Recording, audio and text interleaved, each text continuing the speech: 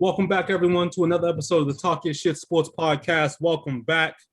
Right now, I want everyone to subscribe to our YouTube channel, the Talk Your Shit Sports Podcast YouTube channel. Follow us on IG at Talk Your Shit Sports Podcast. Follow us on Facebook at Talk Your Sports Podcast. Lock in with us, Anchor, Spotify, Apple Podcasts, wherever you get your podcast. Lock in. We got some great content. P, we got another one. Lock in. Oh, we got another one, man. Yeah. We got another one. We got a visionary. You know what I mean? One of Boston's own, a visionary, a coach, mentor, and just an overall big brother mentor, a leader in the community in terms of player development, sports development, and just creating spaces for athletes to thrive, man. You know what I mean? Bro, your family, welcome to the podcast. I'm going to welcome our big bro, Jamaal Wornum. Hey, appreciate you, man. Appreciate you for having me, bro. Yeah. It's a fact. Let's get into it, P. More, man. So I just want you to describe to our viewers and listeners, how did your sports journey get started? Honestly, man, it was an outlet for me. I grew up in Upton's Corner. Okay. As a kid, it was pretty violent, so basketball was always an outlet for me to get away from what was going on outside, what was going on at the home. And then it just grew into a love, man, I could vividly remember just wanting to be around older people watching their games at the park or, Sunday afternoon, Channel 4, NBC, watching them games, so it was just, it just grew on me early, man, Facts. So like growing up, as you're starting to play every sport, baseball, basketball, football, track, like tell us how important were their experiences like being on a team, getting some burn, playing and competing against others like in your age range, in your neighborhood? It was everything, man. Especially at the park, where I grew up at, to get on that court and play was like a badge of honor. It was always older kids at that park. What court? Where at? So the first one I'm talking about it used to be called the T Park, up in Upton's Corner, also known as 100 Steps. Okay. I can vividly remember 40, 50 people out there. Trying to get on. Yeah, I'm 9, 10, 11, trying to get on that court, watching them older guys I admired in the neighborhood, just watching, man, just wanting to get on. Yeah. Later, getting a little older and a little better, I was on the court and the older guys know who I was. And then it just started to basketball leagues. Our ski league was one of the most influential leagues when I was coming up playing. ADSL was also a big one. Daniel Moore, the Dorchester Boys and Girls Club was also a basketball league I had frequented. And also Dorchester House, they had a 12 and under basketball league that I used to play every Tuesday. And every time I used to get a chance to get on that court, man, it just made my week that much better, Yeah. You was cooking? I hope you was cooking. I mean, who was you giving that work to? So at 12, man, I was a great defender and a great passer, right? Okay. So I wasn't like a Tony Allen type. Yeah, I wasn't even worried about points, bro. You know what I'm saying? Yeah, I was good with a steal and assist, bro. Honestly, right. You know what I'm saying? My guy said, "Lock down. I got it. He's covered. Yeah. Don't worry about him. He's covered." Yeah. I still like that assignment, man. Honestly. So that was something that I prided myself on as a kid, man. You know what I'm saying? Yeah. Can you dig a little bit? Can you dig a little bit more into that? Because I think all our guests, who played sports have been mostly on the offensive side. So I think you might be the inaugural defensive stopper that's come through the sports podcast. Yeah. So I mean, I honestly would say I would give my coach that credit, right? Because and I understand this now that I'm older, now that I coach, he came from a defensive background. So he prided himself on defense, right? So a lot of the drills and everything we ran was defensive oriented. You know what I'm saying? And when you didn't play defense, he let you know. And when you played good defense, he let you know. I liked the part when he let you know you play good defense. You know what I'm saying? Right. So you know, I prided myself on making sure that, you know, playing that defense and making sure you force them to that offhand was something that I did. You know what I'm saying? When my number was called, man. You know. So Talk your shit, big dog. so that defense kept you on the court. Oh yeah, absolutely, man. You know, especially at that time, man, I was around a lot of scorers, man. You know what I'm saying? Mm-hmm. A lot of bigger kids at that age. So it just wasn't an opportunity to score, you know. If you wanted it. Who was his dogs out there dominating like that? Who was out there? I mean, we talking years ago, bro. Nah. Yeah, we talking years ago, man. And we talking like 12, 13 under 14 under league. You know what I'm saying? Yeah. You know, unfortunately, a lot of them kids that was dominating not even living no more, bro. You know what I mean? That's the reality. You know what I'm saying? Yeah. Or a lot of them are just regular names that never even got the opportunity to go further. You know what I'm saying? For whatever reason, you know? Yeah. Different journeys, man. Yeah. You know? Right. That's real.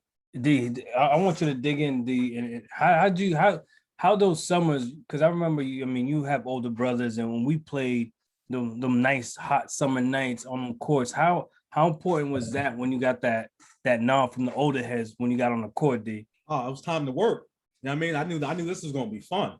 You know what I mean? Because I mean, I was used to being, bullied by my big brother. So I mean, I got on the court, it was like, I get to, I'm about to work. I'm about to get buckets, and I want y'all to be mad when I leave. So it was just that time. And then I think as I gotten better and started playing with cats on a consistent basis, I just got comfortable at a young age playing with older cats. So like when I played cats my age, I mean, it was buckets. It was buckets. Right. Mm-hmm. Yeah, them summer nights, man. When you got them nods from the older heads, man, it boosted my confidence, bro. I felt like, listen, if I'm getting the okays from the older heads, like, listen, I'm the shit. You know, I'm the shit. I'm here to put in work. I'm here to show out, because you don't get that opportunity. You don't get that opportunity a lot. Yeah. But yeah, man. But more, man. So how did playing sports help you achieve like what you have now, and I mean throughout your life? Yo, keeping it a buck, the lessons that you learn playing the sport helped me more. You know what I mean? Like I said, I don't have the basketball story where I got scholarships and nothing like that. But the lessons, the camaraderie, the friendships, the work you got to put in to be better. The sacrifices. The sacrifices. You know, those are lessons that you just keep with you. And they've definitely allowed me to move on, and, you know what I'm saying, and expand my growth and development, you know. I've won, I've lost, you know what I'm saying, playing ball. I've had to come back, you know what I'm saying? Yeah. I've been down a lot. You know, it's just so many lessons within the sport of basketball, man, that help you in life, man. That, you know, that's one of the main reasons why I take coaching so serious now. And I feel like it's one of the best jobs in the world, because it's bigger than just basketball, you know what I'm saying? Obviously, if you have somebody that, you know, you can help get to the next level, you would love that. But sometimes it might not be that. But then what you know what I'm saying? Now you're setting up this young man or young woman, whatever situation it is, for the next step in life. Right. You know what I'm saying? And I go so hard, so, you know, they don't make the same mistakes I made, or, you know, my friends have made, or, you know, I've seen made, you know what I mean? We all know what missed opportunities is, man. Right. Indeed, this is your field, because you are the godfather of embodying sports and bringing it to like real life. Because every time, like, either when we're talking or whatever, it's always, yo, fourth quarter P. Like, dig into that, D. Like how that is, how sports itself, like, you can bring it into reality, into the workplace, into anything.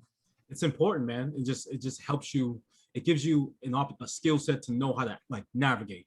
You know, like when you're learning new terrain, a new career, a new task, you know, a new skill. You know what I mean? You have to be able to compete with yourself, understand, where you're weak at, where you maybe, need to develop at. And it just gives you a sense of joy when you do finally win. Like when you take the shot, boom, 10 seconds left. You've been practicing in the gym and you hit it.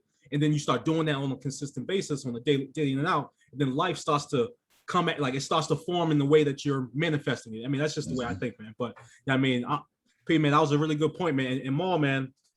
So I would like for you, like, I think that's brought us into like what went into inspiring, One Love and speak to the people about more about what your program offers to young people. Yeah, like I touched on earlier with the basketball leagues, it just over time, man, just every year just wanting to do more and meeting more kids and building more relationships and, just wanting to be that bridge, you know what I'm saying? That pillar, you know what I mean? I definitely want to be in the position to create safe spots for these kids, you know what I'm saying? Like that's first and foremost, that's paramount. Creating a safe environment for them, right? Because we all know how it gets in the hood sometimes, you know what I'm saying? Right. And then once, we create that safe environment, man, then it's all about building the relationships, right? Being mentors for them and just seeing what it is, what it is you need, where we can fit in. And then once we get that, we have financial literacy that we offer. We have unity healing circles that we offer. We offer yoga for the youth, you know what I'm saying? On top of, our basketball leagues that we do every summer. And these are just ways, again, man, to just, teach these kids and just offer them different resources, and just help them get to that next level in life. That's man, that's dope. That's big because it's like, it's bigger than basketball. Because you was just, highlighting some of the stuff, but it was, financial literacy. That's something that, the youth, that's something that in our community we need. And the fact that you are, introducing young cats into that's big. That's big. And then you tie it with the sports because sports is what's bringing you into the door. Yep. And once you got them in the door, boom, financial. Yep. You have these different rooms that you can walk in and learn. And that's dope and it's big, man. Yep. You just broke it down. Like that's it. The sports just gets them, right? It just gets them in. Nobody's going to turn down sports. Right. You know what I'm saying? Right. So once I get them and once, we wrap around them, right? And we start to offer these services, they come back. And then once they come back, the relationship's built. And then you can be the mentor. You know what I'm saying? It's easy just to navigate them through life, man. You know what I'm saying? It's all about their growth and development. Right. Meeting them wherever they at and just navigating them through it. You know what I'm saying? And we meet them wherever they at. We meet them all over. You know how it be. You know what I'm saying? They dealing with so much, right? A lot of them single parent homes. You know what I'm saying? Probably dealing with incarceration in the home. Dealt with death, early ages, right? Social media's out. So these kids are dealing with a lot that sometimes society doesn't have enough to catch up as far as services, what they need. You know what I'm saying? They still outdated. You know what I'm saying? Like I'm relevant now. Right. Yeah. You know what I'm saying? Like I'm on real time right now. So when I program and I think and I, you know what I'm saying? I'm thinking now. I'm not in no book reading nothing. You know what I'm saying? Right. I'm right now. What can I offer that makes sense to them right now? Right, that's big, man. I love You know what I'm saying? Giving them all the game. Yeah, bro. Just giving it to them like it's authentic, bro. It's real. You know what I'm saying? No sugarcoating. You know what I'm saying? That's necessary. No goofy candy, just real reality. Here's what it is. And at least you can't say you didn't know. Right.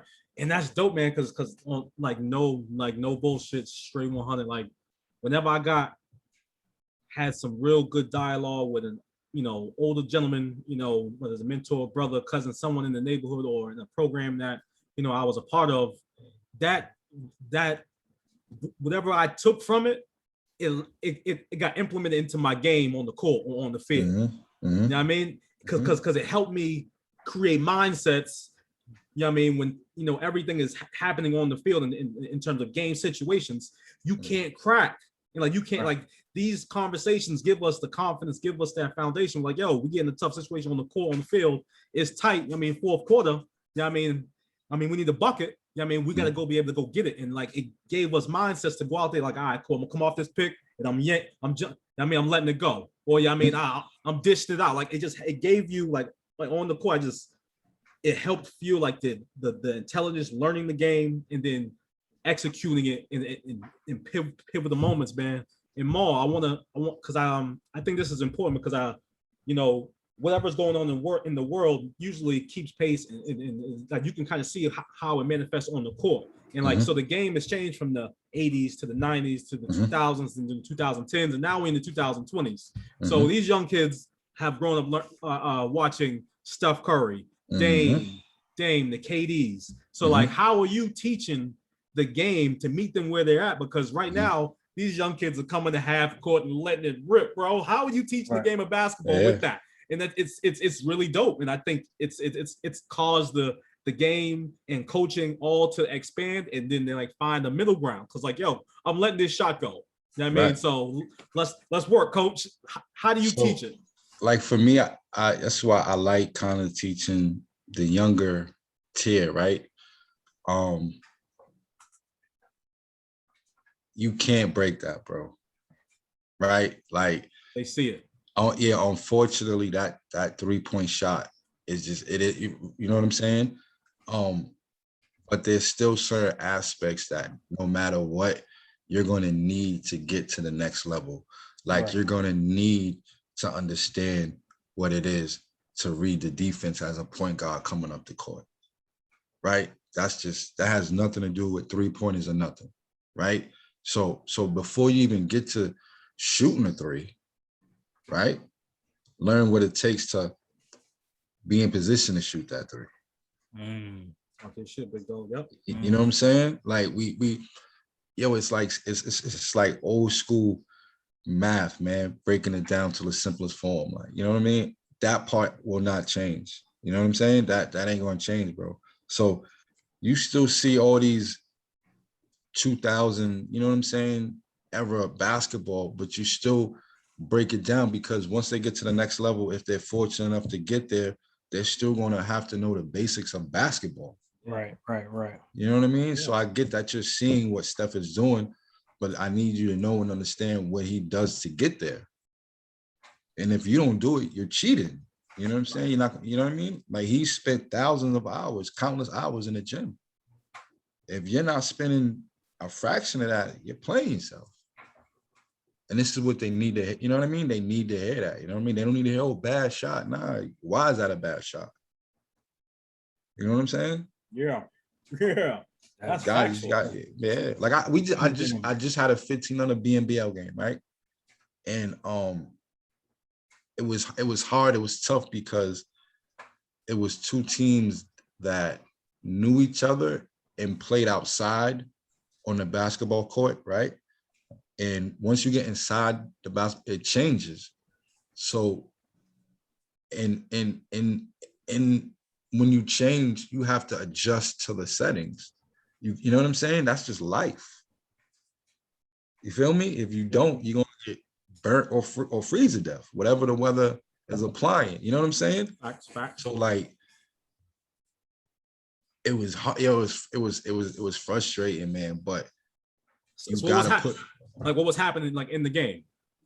I mean, it was, first of all, so it was a close game. So, you know, in close games, first of all, every possession matters, period. Yeah. Right. But when you're in close games and crunch times, they matter even more. So the up and down, just wild plays with no direction in them, just caught up in a moment, save that for outside. Facts. You got to read the room, you got to understand what's going on. That's pivotal. Right. Yeah, I mean, but I also, you know, I think, you know, it's pivotal, but I think more so when you're watching that type of basketball, you're like, yo, damn, I just, like, you kind of like wish, like, damn, I wish one dude out here just step up and like, yo, calm this down, let's play some ball. And like, just set the tone. I mean, some people, I mean, you got to be really competitive to like really want to like just get out there and play. Like you said, because you can't take this time for granted that you have on this court. You can't, because it does come to an end. I had to learn the difference between competition and competing.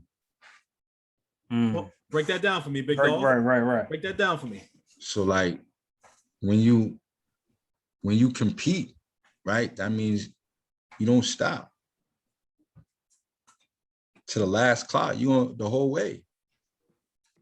You know what I'm saying? Yeah. Understanding competition is just understanding competition, but to compete is different. You know what I'm saying?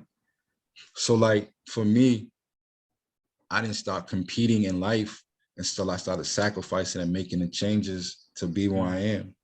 Right? You know what I'm saying? Ooh, That's competing. Yeah, bro, that's competing. Yeah. You know what I mean? I didn't, that's a Jew. That's competing. When you keep fighting and keep, you know what I'm saying? Up, down here, but you keep going and you don't fall off. You know what I'm saying? You fight to the last. That's competing. You know what I'm saying? On my banner, it says compete, achieve, succeed. You know what I'm saying? Once you compete, you'll achieve. Once you achieve, you'll succeed. I put that for a reason. Like, nah, don't just understand what competition is. Compete. Be competitive. Right. You know what I'm saying? Talking my language, big dog. Yeah, bro. You talking my language, big man. Talk your shit, man. Yeah. Damn. Oh. So, Go ahead, P. What's good? Yeah, he's cooking. Let's get it. Yo, that's some gems. Those some gems. But Ma, so who are some of the kids that are excelling in your program? Yo, there's a lot, man. You know, I don't wanna, drop names because they're kids, man. But one of the best things about my program is I don't just have basketball kids, right? So there's a lot of kids that are competing right now in life, man. You know what I'm saying? Meaning where I met them 2-3 years ago when we started is not where they're at now. That growth, maturity. Yeah. They're in that next phase of life, you know what I'm saying? Graduated high school. And it was a joy like to be there, right? And to kind of be counted on for advice and you know what I'm saying? So that's one, group of kids that are doing well. Then we have a couple more kids that are doing well basketball wise. A lot of them, hopefully, with another summer training to be starting varsity. One as a sophomore, one hopefully as a freshman. You know what I mean? He could be that good. We have a young woman that's gonna do wonders, man. It's a lot of kids, bro. Yeah. It's a lot of kids, bro. A lot of kids. Small, man.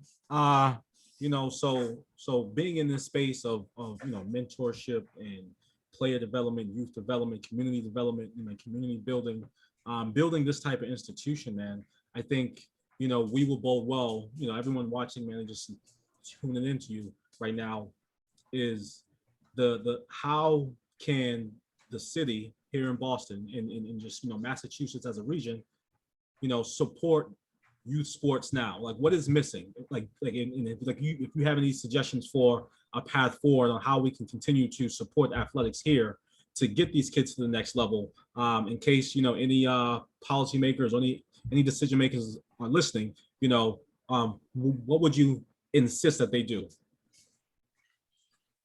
Yo, honestly, like I can really go down to like each sport, man. Basketball, I feel like they need to put more emphasis on that middle school division, to make it more lively or make it as competitive as the high school scene. If you go, to out of state, these kids are known in middle school and follow. You know what I mean? We don't do that. Football, I feel like some of these Pop Warner programs should probably combine their programs and make one huge program. I believe that they would go further.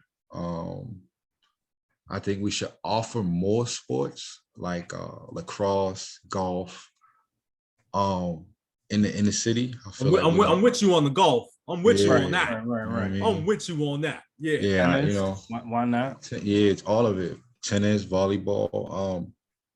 we always got to go to the suburbs to get the Right. lessons and you know Right. what I'm saying, get the programs. We can do it here, you know what I mean?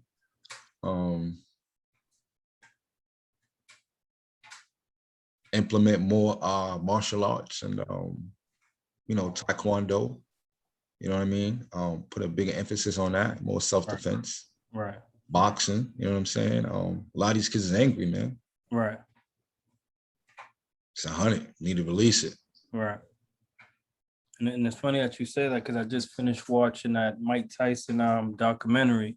And that's exactly what he was talking about. He was getting in trouble in the streets. You know what I mean? They brought him into a boxing gym and look what he turned out. Exactly, bro. Yeah, exactly. Just like that. Like, you know what I mean? Jeez. Oh, that's all the way real. That's all the way smoke, man. Yeah. Like, so all the decision makers, man, y'all know where to find Maul. One Select, you know what I mean? Right. But Maul, man, so like right now, in terms of like building your program, man, and the fact that kids keep coming back, how do you continue to market the program to like elite players? Like, hey, like, yo, like we got something special over here, a whole organization where you can really develop, and this is where you need to be. I mean, I know you have other options, but you know what I mean? So talk to people more about like why One Select is like this is a program that y'all need to be paying attention to. So, just as you introduce it as One Love Select, right? It's actually One Love Sports Academy, right? The One Love Select piece of it, right, was my vision of what you're saying. So I had to separate the two, meaning what I do for the community and offer. I got to separate, you know what I mean? That elite tier, because we can't do it at the same time because they different needs. Yeah. Right. So the One Love Select was the beginning was I wanted to start an AAU program. Right. And it was called One Love Select, right under the umbrella of the One Love Sports Academy. I had a brief experience, with AAU. It didn't end the best way I wanted it to, but I learned a lot. So I kept the name, and the desire was always to turn it into One Love Select, to be that alternative, top tier training, player development, so on and so forth. So that part of it is still being built. Yeah. But I could say right now, what would separate that training development from any other, I would just say that once we build it out and the staff is established, it's going to be hands-on, full, catered to the player. You know what I'm saying? Like, we're not trying to develop any kids for us. Like, my brand isn't built on how many, how many kids we send to the pro or anything like that, man. We want to be built on how many kids' lives we impact. You know what I'm saying? So maybe we train and develop a kid, he don't make it. Hey, he comes back, he's a trainer now. You know what I'm saying? So just putting emphasis on just training, man. Yeah. You know what I'm saying? Like, just putting the emphasis on training and starting from there, man. When it comes to training, play development, man, it gets so weird sometimes, man, and it's such a headache, and the kids lose. Right. We got kids, man, they go through trainers like they go through Jordans. Right. That's fact. That's a fact. You know what I'm saying? Like that's 100 different ways, you know what I mean? And it's hindering the kid. So, we want to build a family setting, man. Like, if we get a kid from 8, you want to keep him till he's 17, man. Yeah. I mean, talk to them about, more about like the player development side, man. Let's get into that in terms of how are you like, because I see a lot of videos on Instagram, a lot of like really innovative basketball trainers now are doing some really unorthodox and just using new things and being like really creative. I guess like how are you implementing that type of innovation into the training of these athletes? So for me, I have trainers, right? So when we have training sessions, I have trainers that do the training sessions depending on the age, grade, or level, right? I always want the athlete to get the best experience possible. You know what I'm saying? So depending on the age, right, that would determine how the practice and the training is going to go, right? So if we're training middle school and high school kids, more than likely, I'm not going to be the one to do that training, right? For various reasons. I can study, you know what I mean? I can do all of that, right? But that young man or that young woman wouldn't get the best experience, right? So for me, I want to put the best qualified person in that position. Right. Let's just start there. I'm not the best knower that, you know what I'm saying? I have no problem putting the best one in that position, man. You know what I'm saying? So I just get qualified trainers, you know what I'm saying? That been in the trenches. And this is what it is that they're trying to do, right? It's not just, you're trying to teach them the skill, but you're also trying to develop them in life. All the way around. That's facts. You know what I'm saying? So we start there. You know what I'm saying? Now that the babies, the younger ones, with them, man, it's mainly about confidence. Right. You know what I'm saying? So, with them, like it's just confidence with them, bro. Like, you know what I mean? Just making sure the rim's at a respectable height, and just letting them go to work, man. You know what I mean? And letting them be kids, man, and just let them just go and develop, man. Like, we in a sad state, man, where you got third graders that are ranked in the world as basketball players, bro. Like, you know what I'm saying? Like, I don't. I get it, but like, he's 9 years old. Right. He's 9 years old. It's a lot of pressure. Right. He's 9. Right. Let him develop, man. He doesn't even know what that means. Doesn't even know what it means, bro. And I've dollar seen sign on his head. Right. That's all it is. Dollar sign on his head. I've seen how it hinders the kid. Because now he's looking at the trainer and he's like, I know more than you. I'm ranked. Already, bro. I'm ranked. What are you telling me? Who are you? Right. I've never seen you on Instagram. Who are you? Sheesh. What? Talk about it, big dog. Talk about it. Like, what? Yo, these kids are clueless, bro. Right. But you got to stay on them. Like, I developing these kids, bro, is one of the biggest joys I get in my life, bro. Yeah. You know what I'm saying? Like, I live for this, man. Right. You know what I'm saying? So, like, I do what it takes to get these kids to that next point. You know what I'm saying? Yeah. So there's no turning back with me, man. I'm all in, bro. Really?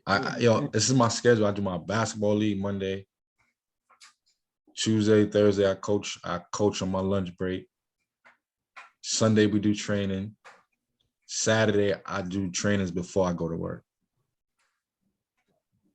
Really? So, Maul. So that leads me to my next question, man. In terms of that next level, these kids are now pretty much going to be the next generation. Like, now that the NCAA has launched their NIL law, saying players can now profit off the name, image, and likeness. How does that, like, now? How are you looking towards that rule now that these kids can make some income? Which I think is very important, regardless of what age you're at. I think young kids and families should have the opportunity to connect with brands and do commercial spots, speaking engagements, all while you're like you're young. Like you shouldn't have to wait 20 years of learning the game, now putting the hard miles on the game just to get drafted. Like, no, like this window of opportunity for us in this billion-dollar sports industry should be trickling down to our families right now, coming through programs like yours and many like young kids right now. So I want you to speak to that. Like your kids are going into that. Like once they're going to be choosing, high schools, they're going to be choosing coaches based off of like how that can benefit them. So like how are you approaching that in this space now?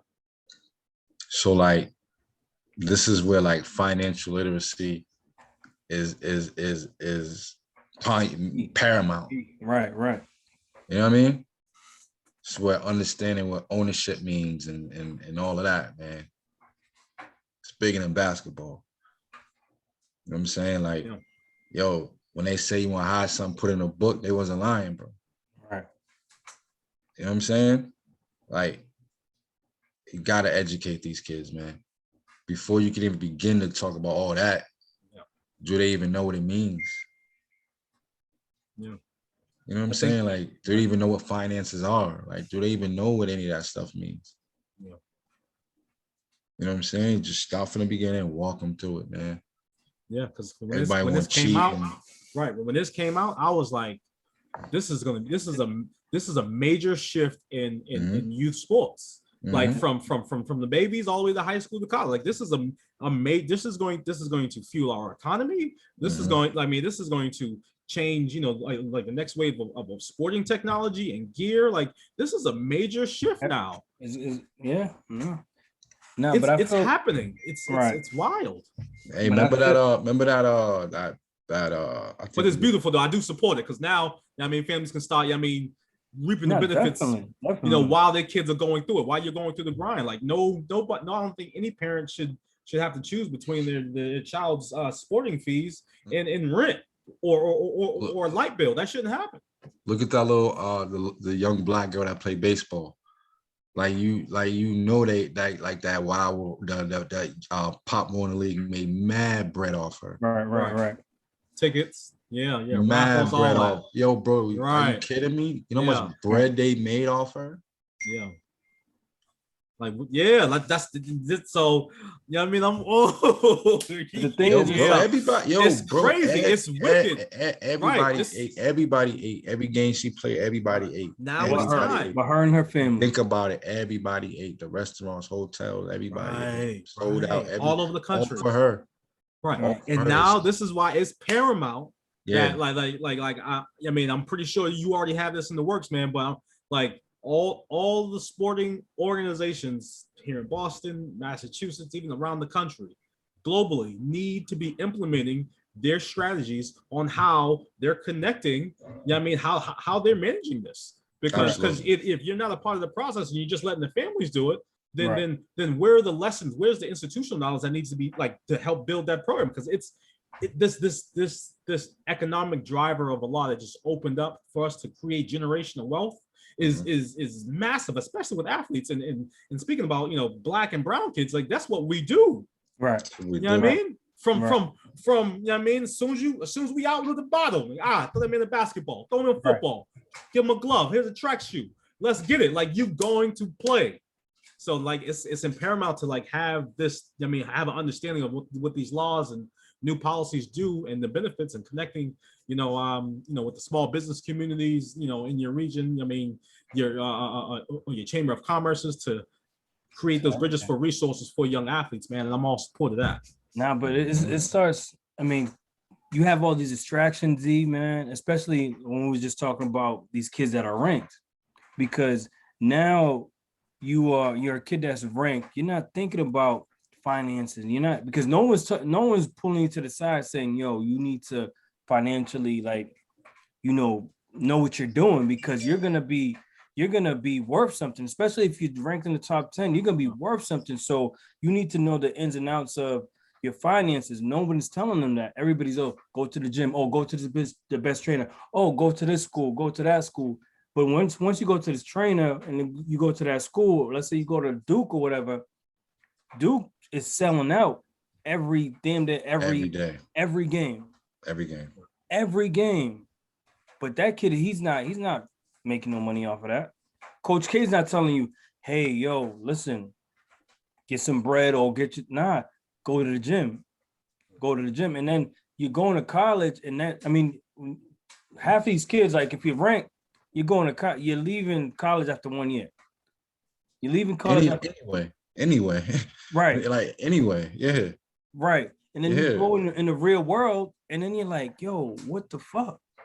You're lost, because all from middle school all the way until your freshman year in college, you've been coddled. You've been the whole time. Somebody's holding your hand. Yep. And once they let you go, you're like, what do I do? That's why you see all these kids fucking up, becoming broke, and the whole nine. Mm-hmm. But and it's dope that you are teaching these kids at an early age financial literacy, because that's important. Like, it's everything, bro. Because nobody cares if you can dribble the ball, dunk, whatever. Because once all that is done, what's next? What's next, bro? What's next? Yeah.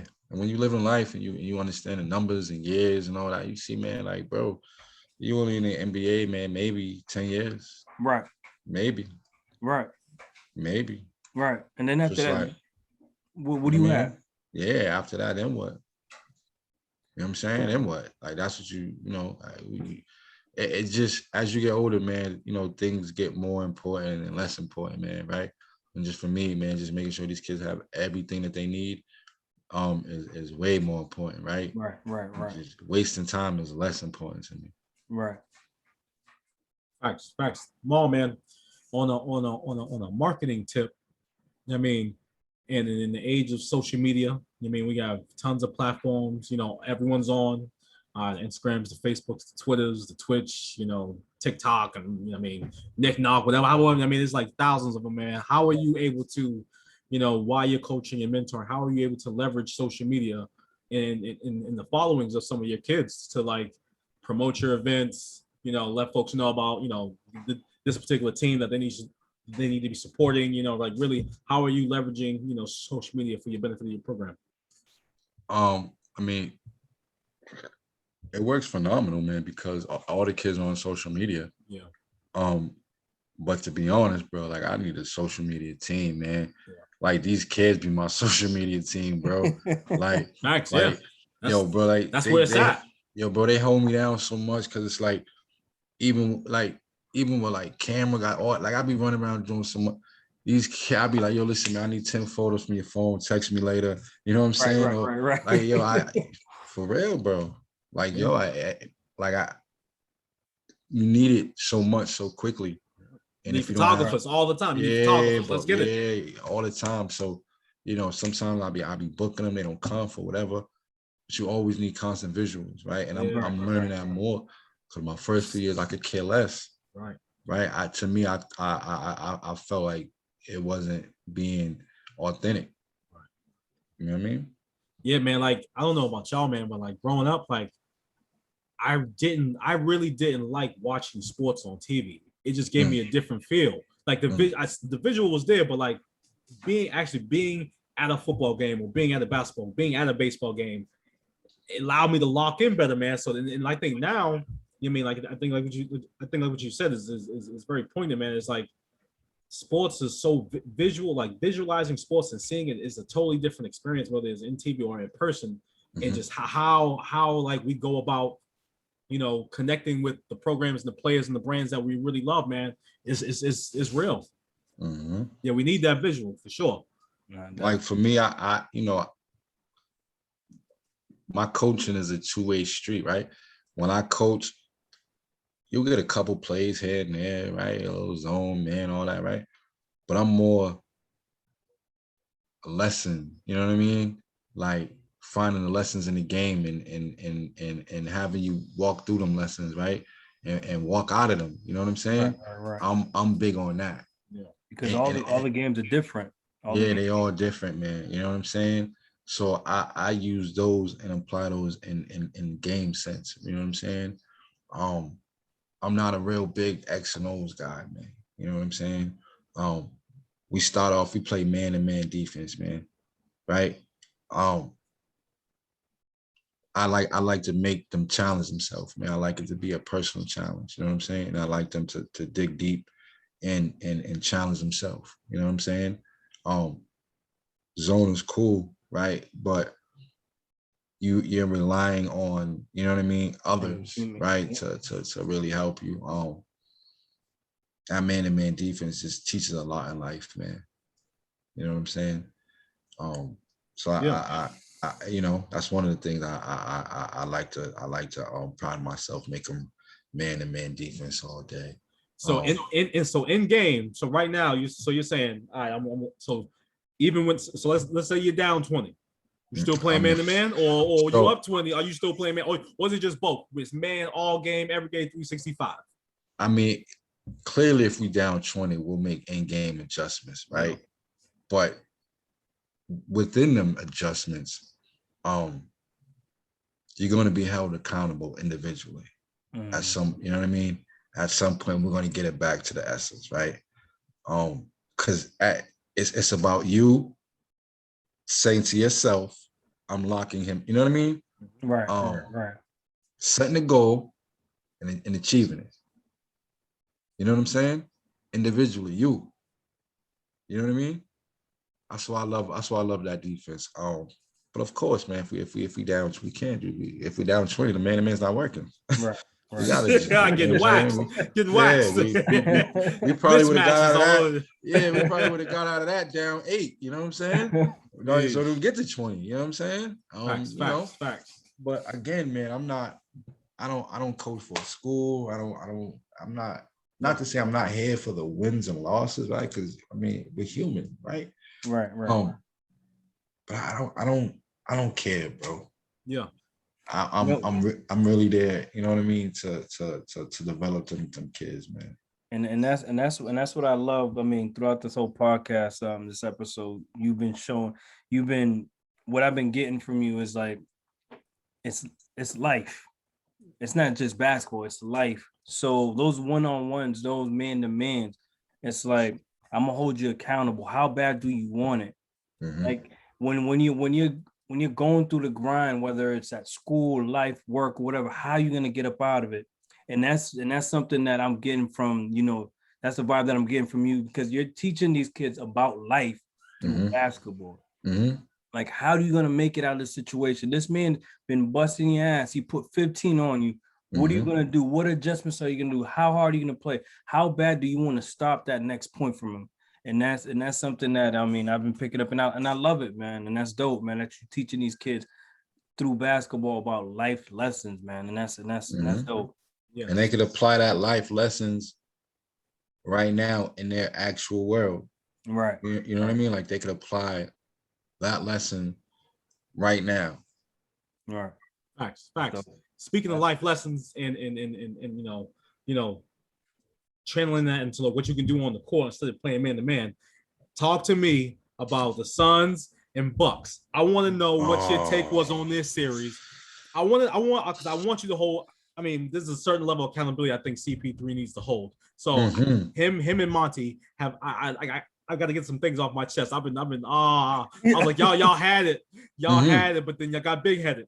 But talk about it. Like, what do you think about this past series? Giannis and Middleton and Budenholzer and the whole crew, what they did, Drew, Lopez, and how, you know, the Suns fumbled the ball. And they fumbled. Yo, I honestly think this was probably one of the best series in a long time, right? It was. Because there was so many underlying stories, right? I'm happy for Giannis, but I'm happy for the Greek crew. Right. Cannot be. I mean, we rode him. We said he couldn't do everything. He took it. Yeah. He took it and got better. We came and dropped 50. And what's then up 12, with it? What y'all gonna say? And then went 12 for 14 from the free throw line. He was like, I ain't Shaq tonight. And then have what? Then he had what? 4? Then we have 4 blocks. Yeah, he went crazy, man. And then he had 8. Then he had 8 rebounds, 9 rebounds. And he ordered a 50-piece McMini from Chick-fil-A. So he was on fire. So like I was happy for him. Yeah. I was happy for Middleton, because it's like, how much more do I gotta show y'all? Came up from the G League. Got cut, waved, I love them stories. You know what I mean? But like, how much more do I gotta show you? I'm a dog. Like, how much more?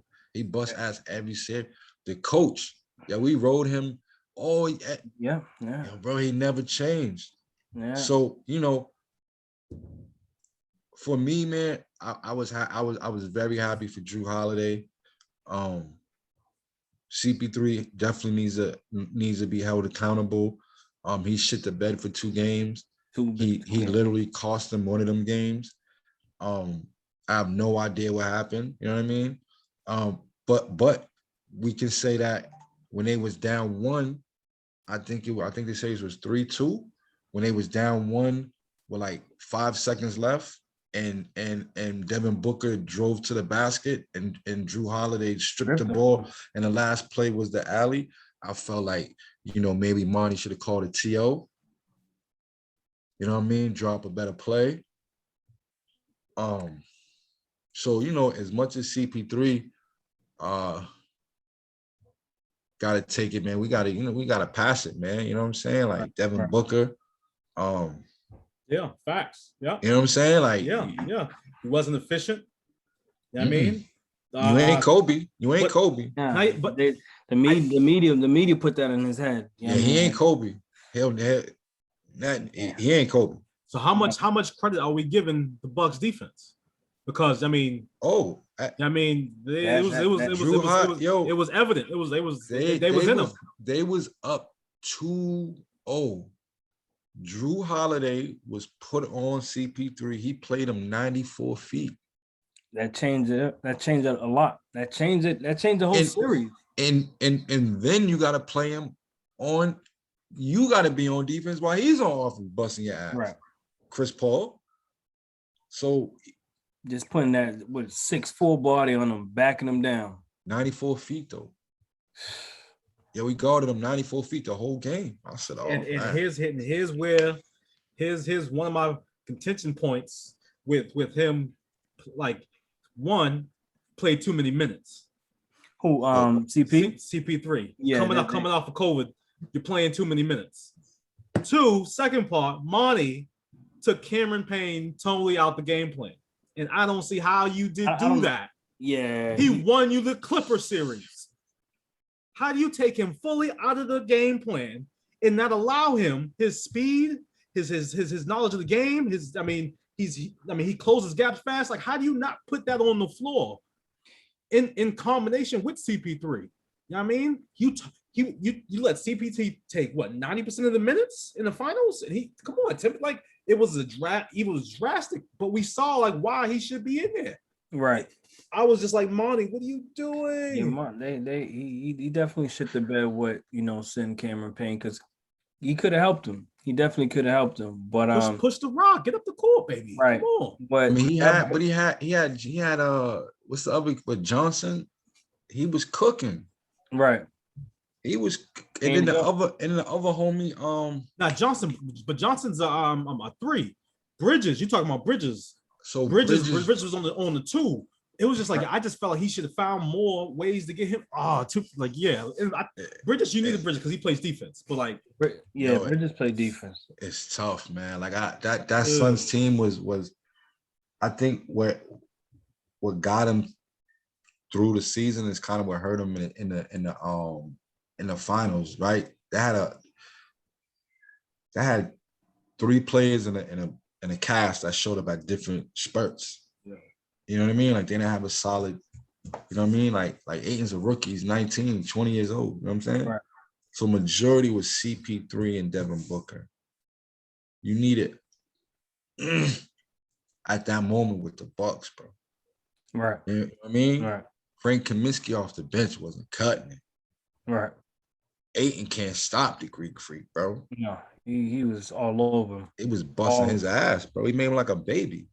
I don't think we were looking for Ayton to bust or lock down Giannis. I don't think that was a mismatch that anybody saw like he's going to be. But he's the only chance y'all got. Right. Yeah. So I mean, he averaged a double. So he did his. He did what he could in his capacity, what he's known to do. I mean, he's not an all-worldly defender. So like I mean. Yeah, that's my, like, you need someone to match. Like, when they play Brooklyn, right? who was on KD? I mean, who was on Greek Freak? Who was defending Greek Freak? It was they threw Blake at him. They threw Blake at him. And then they what's a homie from man. Clayton, he was young with the dreads. He played for Georgia Georgia, the young cat, but It was all experience though, right? You know what I mean? Like nobody stopped him, but you know what I mean? Like they slowed him up. They hindered him. Right. Because they had at least 3 or 4 bodies for the Greek Freak. Yo, after 8, and first of all, after 8, you got nobody. Right. And then he was thin. Yeah, they was very thin, bro. They was very thin, bro. Thin on the front line. I honestly feel the way Giannis was playing these last couple of games, like there was no one that could check that. No. I was no stopping. I mean, maybe somebody, he took it to another level. He took it to that next level. Yo, bro, he dropped 50. He dropped like, 50 in the finals. He was like, when you talk about LeBron, when you talk about KD, mention me too. That's what he said. Mention me too.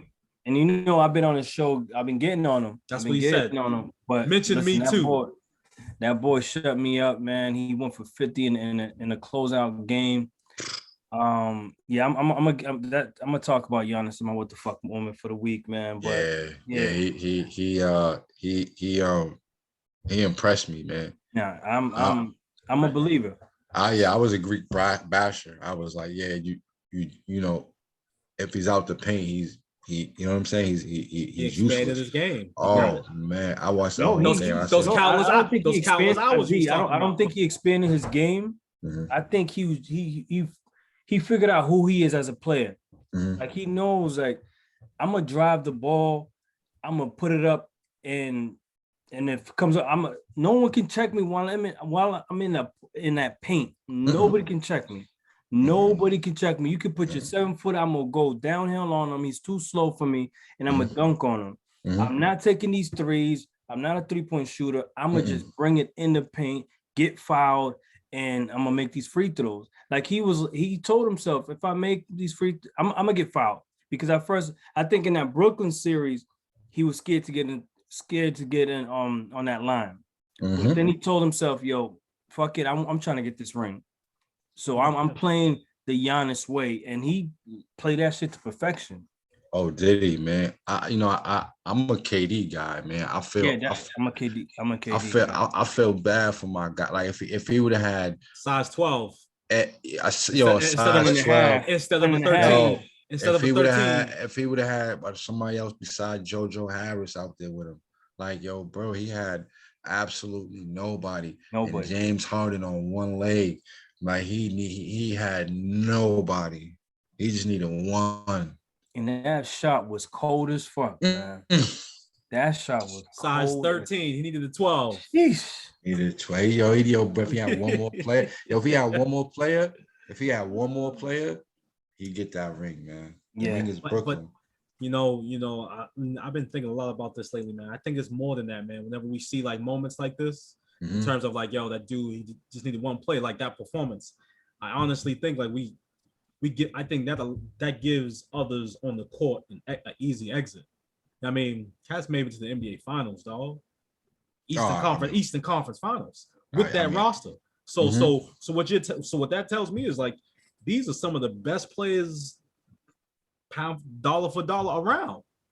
You know what I mean? But it's the moments. It's not just about, a player's skill set. It's like, can you perform in these moments? Right. You can be you can be a KD. What if KD was KD, but he never hit big shots?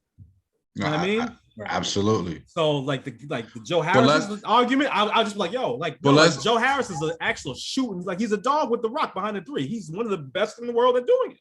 But let's be real. Show up. He just didn't show up. They got the regular season wins because they had Kyrie Irving, a healthy James Harden, and KD. At least 1 point. Not all three, but at least 2 out of the 3 for the majority of the season. If it wasn't Joe Harris, who would you have in his spot that you think would have showed up?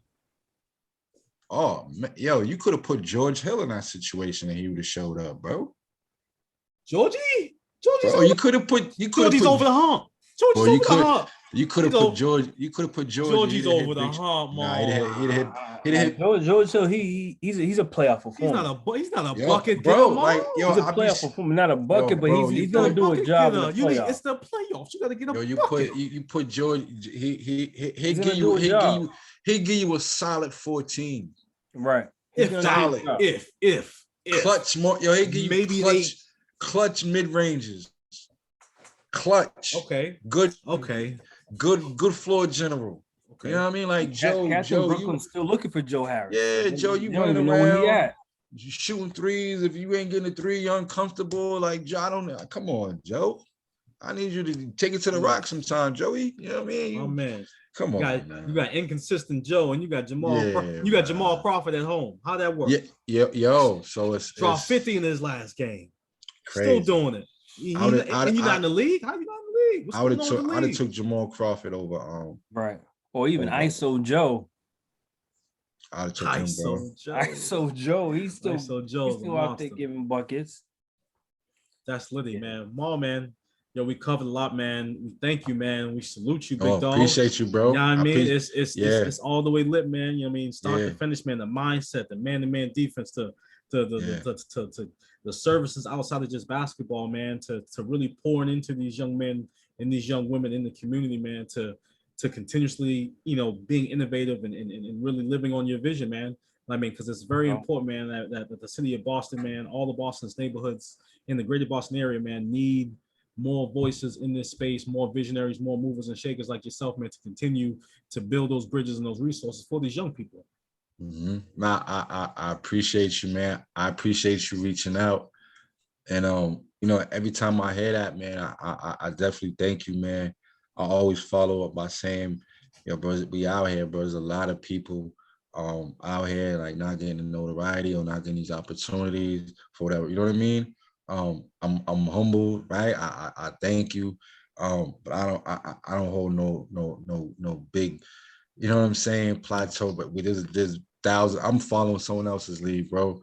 You know what I mean? Yeah, bro. Yeah, like I'm you know what I'm saying? And I'm is plenty out here that's shaking right now, man, that might not get this opportunity, man. So plug us, man. Plug us, man. We won't talk to him, man. Plug us, man. Yeah, it's important. The journey matters, man. Already know what it is. I will, we support.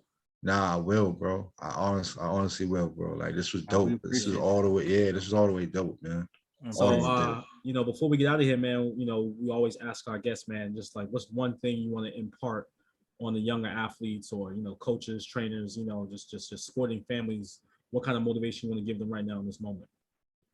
Yo, get in that gym, man. Get in that gym, man, and be comfortable with the grind, man. You know what I mean? Just embrace the struggle, man. You know what I'm saying? Consistency, man. Build a good regiment. And stay with it, man. You know what I mean? Like, you got so many hours ahead of you. You know what I mean? Like 3,000 hours, man, of just training to get to the next level. You know what I mean? Like it's a long journey, man. So don't cheat one step, man. You know what I mean? Don't cheat one step, man. What you got, P? I got every champion was once a contender that didn't give up. And that's like, it talks to what Maul just said, man. Just continue to fall in love with the grind, continue to compete, continue to strive for greatness, man. Because you don't know the end of the road. I mean, so since you don't know, you can craft it, you can be the narrator of your own story. I mean, at the end of the day, just continue to grind, continue to keep your head down and just strive for greatness, man. Facts. Biggest thing, I want to leave with folks, man, is don't doubt yourself. I'm gonna give y'all 3 examples, man. I think a lot of young athletes, man, regardless of what's going on, how it looks on the gram or wherever, regardless of the jokes like you get roasted on, whoever's, it doesn't matter, man. Stay, like, do not doubt yourself when you're on that court. When doubt creeps in your mind, you're not able to perform. And you need to be able to perform at the highest levels at all times when you get the opportunity to get the rock on your hands or be a part of something that's chasing a championship. I can't stress that. Do not doubt yourself, man. I'll give you 3 examples, man. There's no doubt that LeBron thinks he's going to win another championship. He's put himself in a position to with a franchise and I'm trying to say with cap space and money to continue chasing that another championship. KD, towards Achilles 2 years ago. I mean, he was out all last season, 2019, but he came back with no doubt. Like, yo, we're getting after it. Like, I'm still as good as I was, or even better than I was before I got hurt. That's KD. That's like, if you're talking about the best in the world, he's in the conversation. So, so my last example is Giannis. That man came from off the streets of Greece in 2013. Buck 40 wet, 771 buck 40 wet, man, and just didn't had a dream. That he was going to be a champion. He was going to make himself into a champion, man, and just had that mindset. So when everyone said that he couldn't shoot, boom, he backed it out. He gave you a 15-footer.